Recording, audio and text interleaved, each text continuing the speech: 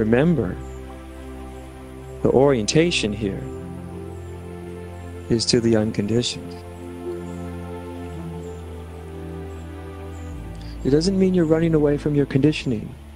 Very important to understand that. It doesn't mean you're denying anything. You're suppressing anything. You're pretending like something's not there. That you're not hiding from anything. In fact, you can't have consciousness of the unconditioned as long as you're hiding from yourself.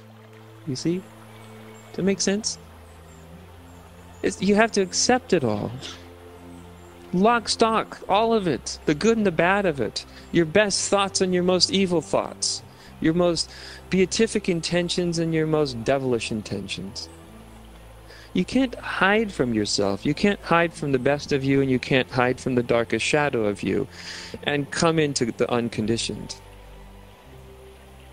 You can't get to the unconditioned by means of suppressing the conditioned. So just in case anybody's mind starts to hook it up that way or think about it along those lines, let that go, because that doesn't work. Spiritual people have tried that for centuries, right? Going around being good little dutiful Buddhists and Christians and Hindus and very nice, good people, right? Unscrew the top of their head and then run because it's going to just be... right? It's going to be like one of those pop cans bottles you shook up for 50 years and then cracked the top off of, you know? So that's been tried, that doesn't work, you know. We've had hundreds of generations before us to show us that that doesn't work. Why we keep trying it, I don't know.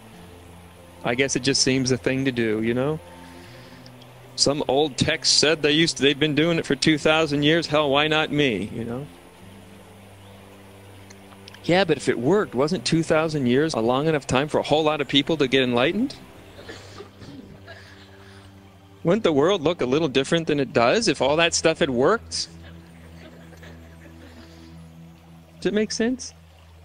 Somehow we get diluted in the spiritual realm. As soon as we walk into the idea of spirituality, people think they have to check their good sense at the door. You know? Like, you're not allowed to ask critical questions. You know? You're not allowed to ask, yes, but does it work? Mm-hmm. I mean, just imagine if, like, Consumers Report started to study the various means to spiritual awakening, you know? That'd be a good issue, wouldn't it? I hate to think how my teaching may fare under the light of that scrutiny.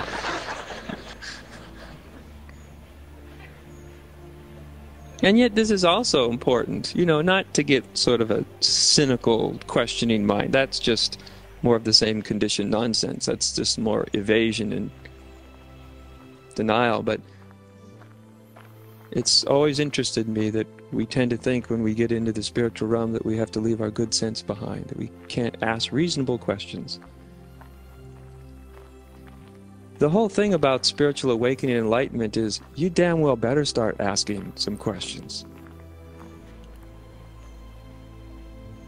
That inner guru thing, it's not a abstract, spaced out, mystical inner guru. It's your common good sense.